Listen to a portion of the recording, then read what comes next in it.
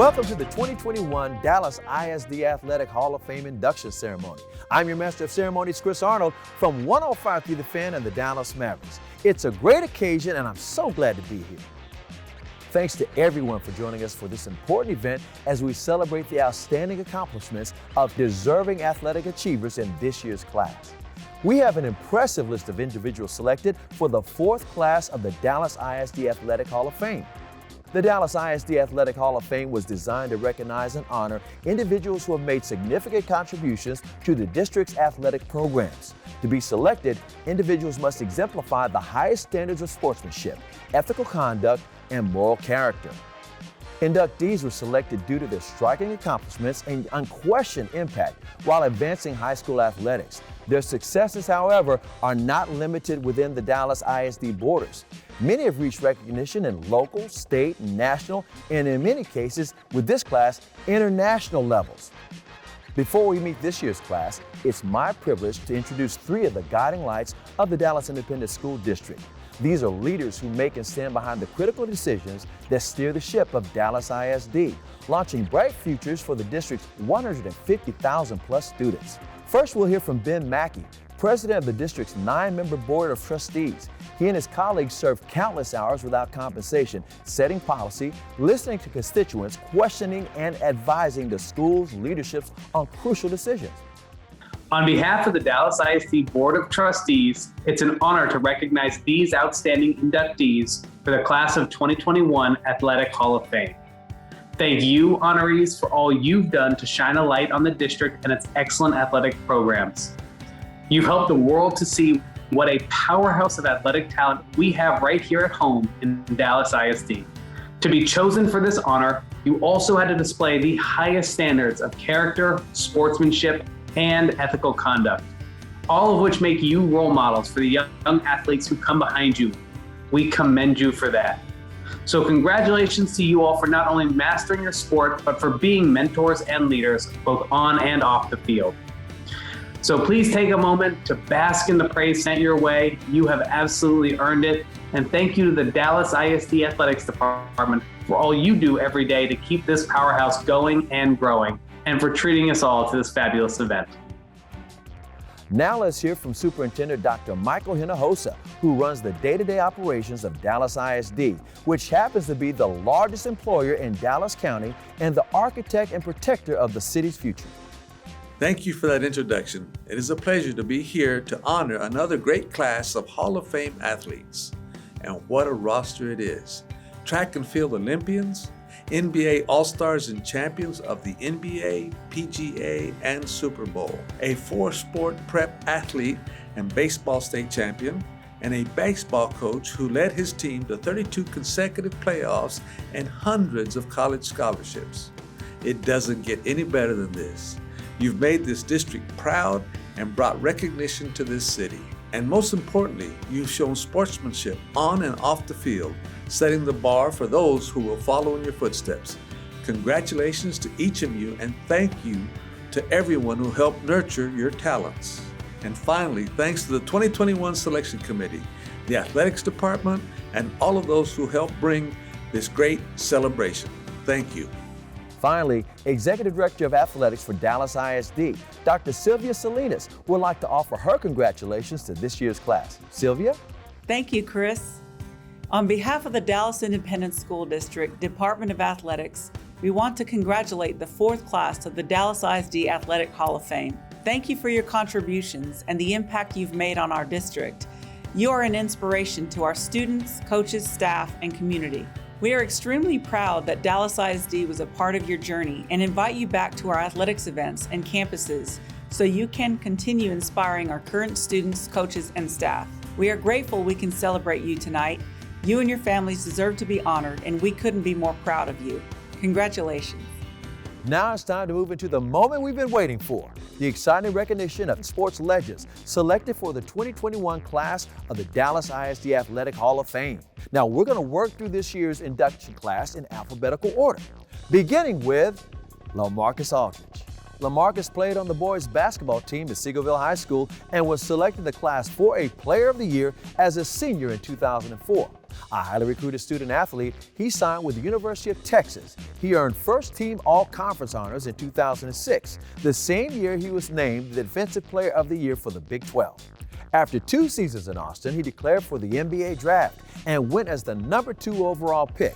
The 7-time NBA All-Star averaged 19.4 points a game in a 15-year career that began in Portland, continued in San Antonio, and with the Brooklyn Nets. Let's hear from Lamarcus.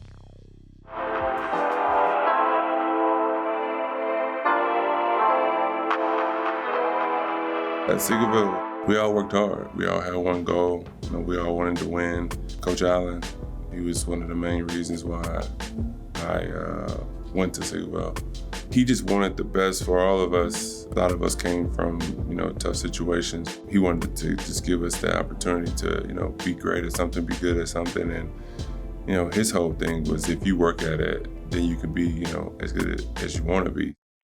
For a while, I thought Dallas was definitely putting out crazy talent, and it was just fun to watch. When me and Bosh played, it was, at Sprague, and, people standing all on the walls. And it's just, at that time, it was just basketball was just it. And I feel like it was just so much talent coming through. To be going in with Chris is, it's just special for me because, we competed in high school. In the NBA, we definitely competed against each other. So it's just nice to have someone from the same area reach such a high level. Making it to the NBA in the beginning is kind of surreal. Also, it's exciting because if you're a competitor and you're trying to be great, then you want to leave your mark on that level too. Portland was fun for me. It was a great city. My highlight in Portland would just be evolving as a dominant post player, evolving as an all-star. When I got to go to San Antonio, it was cool because being in Austin, I went to Spurs games. Timmy was one of my favorite players growing up. When I got to go there, it was kind of like, okay, I think this is where, I belong, all this time, and broke some records and won back-to-back 60 games. It was fun, and it was a great experience. It was nice to be home and see friends and family again.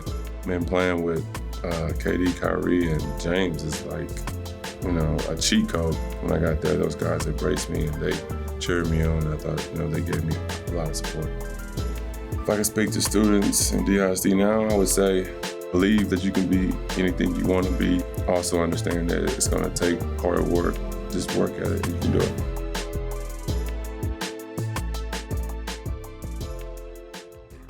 We'll keep it on the hardwood with Chris Bosh, who helped lead a star-studded Miami Heat team to back-to-back NBA World titles in 2012 and 2013. A 3-year starter at Lincoln, Chris helped the basketball team go 40-0 his senior year, which included the Texas State 4A state championship in 2002. He was named the High School Player of the Year by Basketball America and was the Powerade Player of the Year in Texas. Chris spent 1 season at Georgia Tech and was the number 4 overall pick in the 2003 NBA draft by the Toronto Raptors. He was the NBA Rookie of the Year in 2003-2004 and spent 7 seasons with the Raptors. The 11-time NBA All-Star played his final 6 seasons in Miami. Oh, and by the way, he made it to the Naismith Basketball Hall of Fame.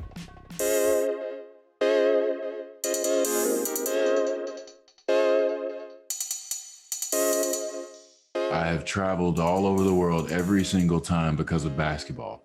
I've met some tremendous people through the game. It brings so many people together. I've never seen anything like it.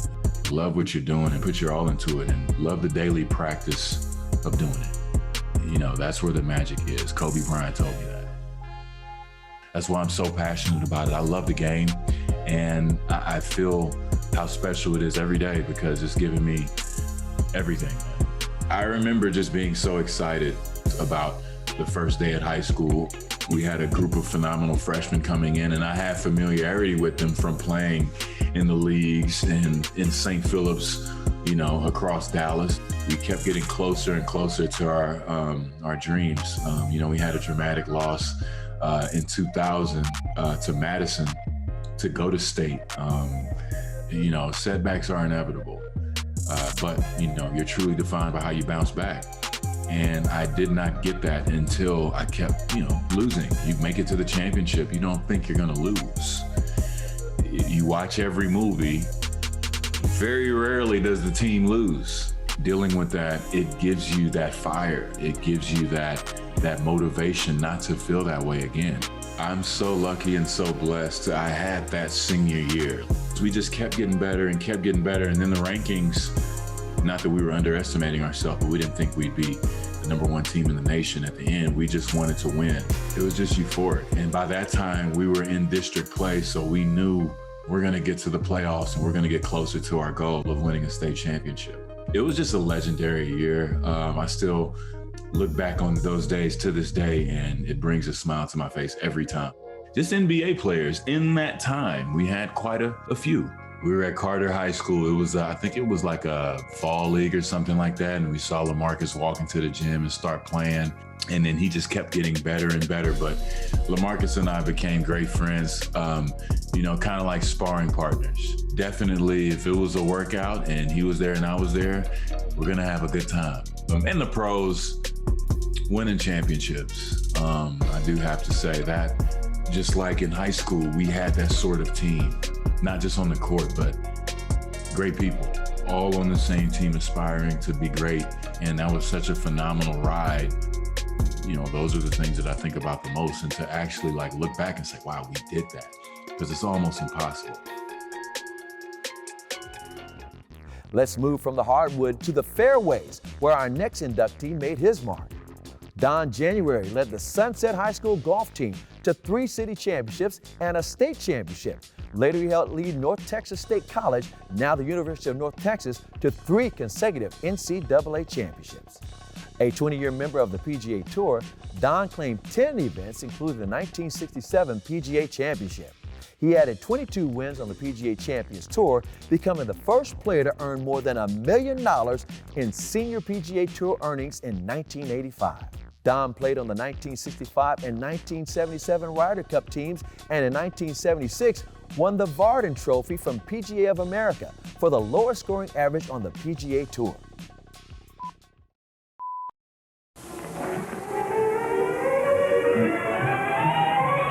What is your name, please? My name is Don January. I, Don January, am a professional golfer. I tour the golf circuit and compete in championship tournaments throughout the country. I was raised in Oak Cliff in 15 different houses, and I remember in the summertime, and I was 7 or 8, and sitting on the front porch and waiting for Dad to come at noon and pick us up and take us to play golf and at Glen Lakes Country Club, where he was a member. I took up golf when he would let me, and I was the youngest of 3 boys, and we all played golf reasonably good at all of it. Be successful in high school and college. And that was something that I really wanted to do. And I was fortunate that when I got out of the service and Gallup out of college in '53, and I had to go 2 years active duty because of Coteria War. I guess it was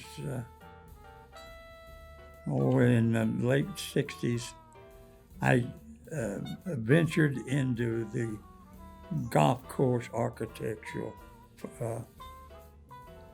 field. I built the Royal Oaks Country Club. I've been blessed. I think there's no greater sport to learn the golf. It's a good physically, emotionally, and your friendships you create in your play-ins is golden. Our next inductee excelled on the gridiron, on hardwood, on cinder, but it was his exploits on the diamond that took him beyond the walls of Samuel High School. Johnny Wayne Johnson lettered in 4 sports for the Spartans, a 3-year letterman in baseball. He helped guide Samuel to the 1965 state championship. He was drafted by the New York Yankees out of high school, but he elected to attend Kilgore Junior College, where he was a member of the 1966 NJCAA National Championship team. Johnny was a 3-year starter on the varsity football team and won 2 letters in basketball and 3 in track and field. His 440-yard relay team tied the national high school record his junior year and reached the state finals his senior year. Johnny died in 2013, but his brother Jeff Johnson, a former director of athletics for the Dallas ISD, joins us tonight to tell us more about his brother's accomplishments. The thing I most remember probably is just the fact that anybody you came across in our area of town, which was Pleasant Grove, they knew Johnny Johnson, and they knew that he was a great athlete, an all-around athlete, not just a football player, but or basketball or baseball or track, but just that he was just an unreal athlete. You know, growing up in Pleasant Grove in the Samuel neighborhood, you know, I was 8, 9 years old, and we all idolized Johnny Johnson. You know, everybody knew of him. From baseball, he was a switch hitter. You know, he could hit from either side. And then, of course, in track, you know, he was a member of a couple of relays, one that set the national record. You know, I know for a couple of years in football, he was at least all city and, you know, and probably all area. But I want to say he was probably all state in baseball, and he was that good. He was drafted by the New York Yankees. That was by far his best sport. My youngest brother was born on the day they won the championship, I believe. The semifinal game was probably really what was considered the state championship game, because I think whoever they played in state championship, I think they whipped them 14-1, something like that. It's the only state championship that Samuel has won in any sport, and there again, being the only one that has been won by a DISD school in baseball. He'd be very honored and probably maybe even surprised, just because he's very humble. In my opinion, he would probably say the people around him helped him to get to where he was and to be the athlete he was, allowed him to be the person that he was. You know, he's remembered for his athletics, obviously, and everything, but he loved his family. He loved people. He's someone that would give you the shirt off his back. And you know, we're very proud that he was our brother.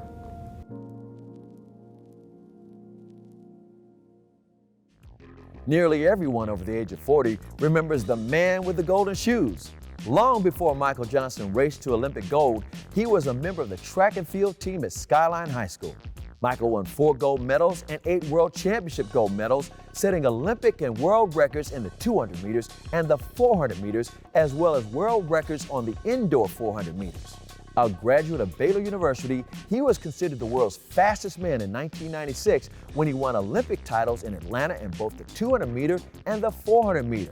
He added a gold medal in the 400 meters in the 2000 Sydney Olympics to go with a 4x400 relay gold medal in the 1992 Barcelona Olympics.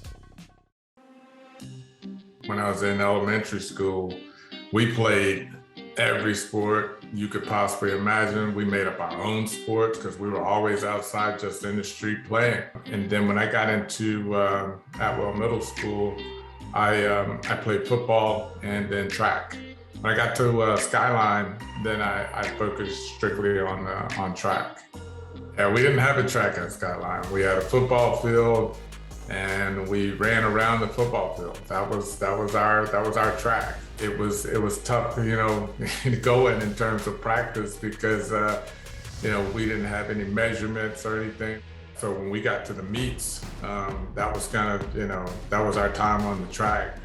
My junior year, I placed 3rd at district in the 200 meters, which means you got to finish top 2 to go to regional.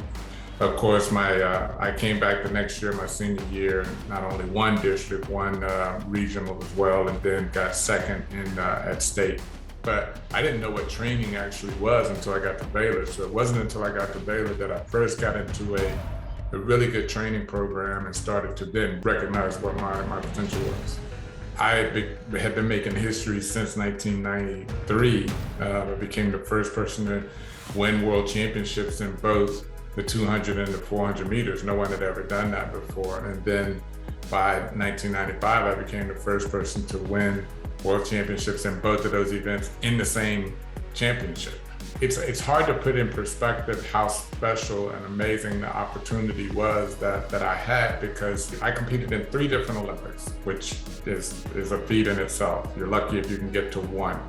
You know, after spending so many years waking up every day doing, one thing, gonna run faster. I knew when I retired from the sport that I wanted to do different things, and so that's when I started my television broadcast career with BBC, and I've been there for 20 years now. But I'd also started a sports management company, helping other track athletes navigate the business of the sport. When I look back on my high school career at Skyline as a track athlete, it was, I was again just out there having fun, running every day and being part of a team. That was huge for me, and I found myself very happy in that space every day. Skyline has a track now. Way to go, Michael. Can you believe we have another Olympic 200-meter sprinter in this year's class? Stone Johnson was a finalist in the 200 meters at the 1960 Olympics in Rome. He finished 5th in that race, but would have brought home a gold medal as a member of the United States 4x100-meter relay team if it weren't for a baton violation. Stone played football, basketball, and ran track and field at James Madison High School when it opened in the fall of 1956. He helped guide the football team to the city championship as a junior in 1957 and to his first state championship appearance in 1958. At Grambling State University, Stone played football and ran track. Reached the Olympics in 1960, he was later drafted by the Kansas City team in the 1963 AFL draft. The Chiefs were eager to see his speed on that field. Stone suffered a fatal injury in a preseason game his rookie season with Kansas City, cutting short the incredible life of an incredible athlete.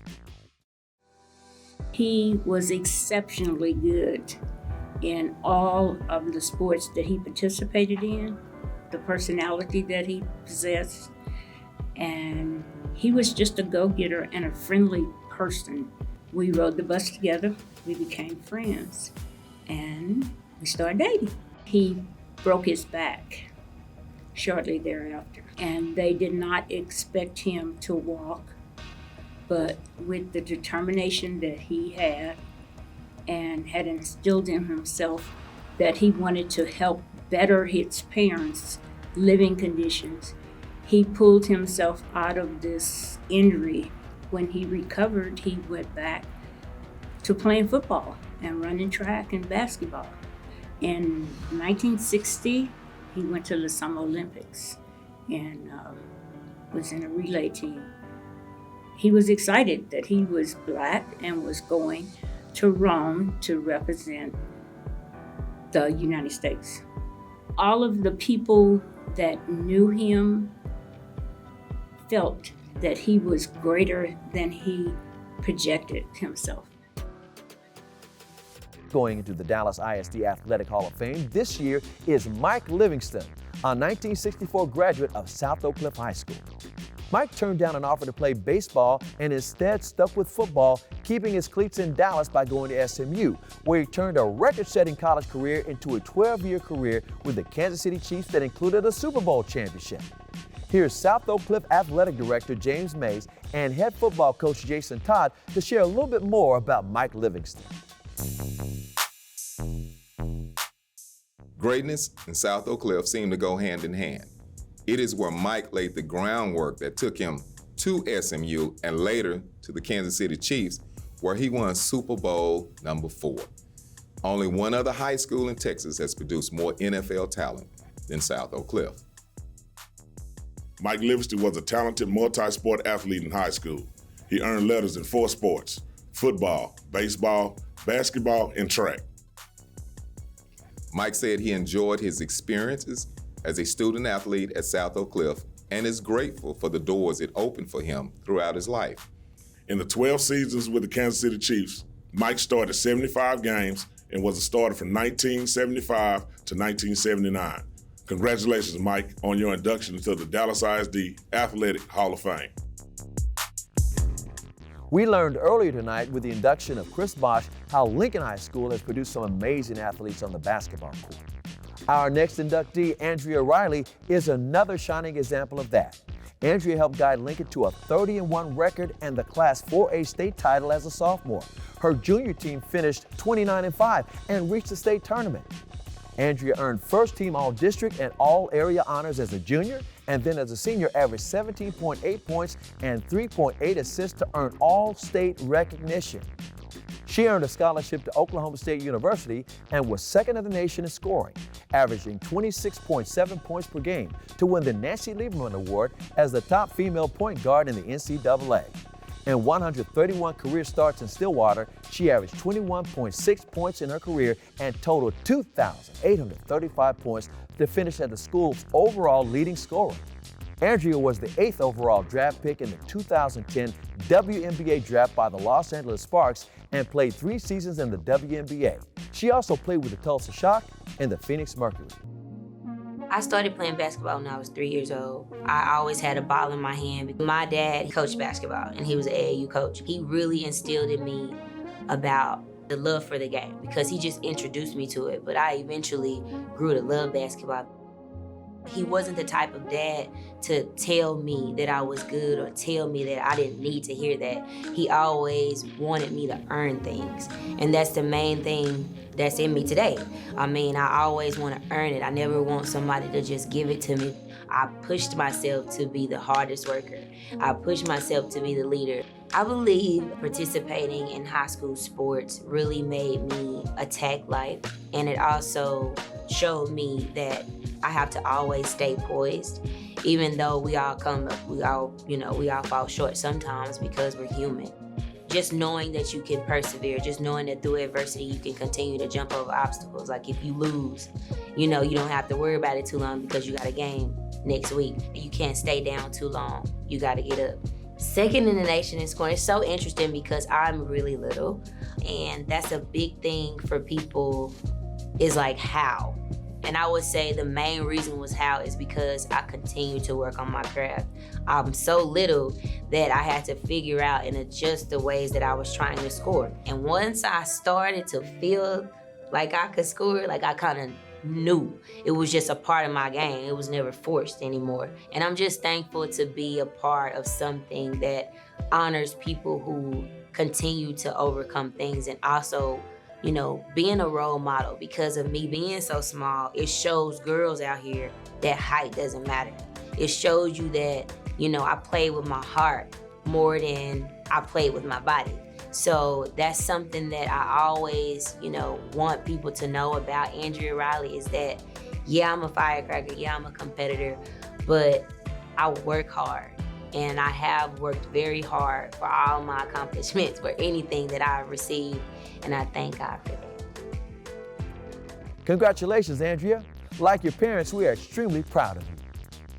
Our final inductee tonight coached his Longhorn team to 32 consecutive playoff appearances. 32! David Shepard was the longtime baseball coach at W.T. White High School, where he coached them from 1980 until he retired in 2014. Coach Shep won more than 650 games and 16 district titles. 8 of his players were drafted by Major League Baseball teams, including first-round draft pick Calvin Murray in 1989. Murray, who played for Team USA in the 1992 Barcelona Olympics, is one of 4 players, along with Trey Beeman, Jeremy Hill, and Brian Holiday, to reach the majors. He also coached 2 All-Americans and mentored another 20 players who earned all-state honors.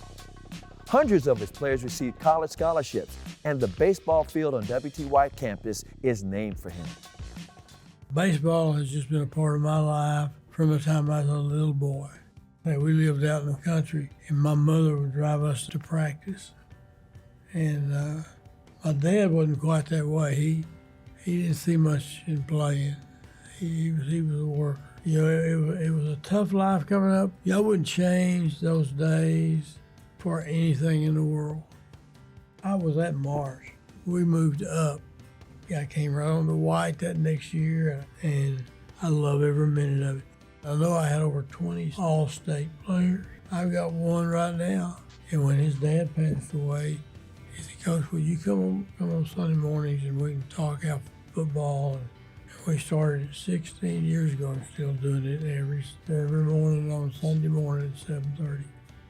It's all about doing the little things. Little things make a difference in winning and losing. And if you can start accomplishing those little things, improving on those, you're going to be successful. Well, that brings us to a close. Thank you for joining us to celebrate the numerous accomplishments of our fourth class to enter the Dallas ISD Athletic Hall of Fame.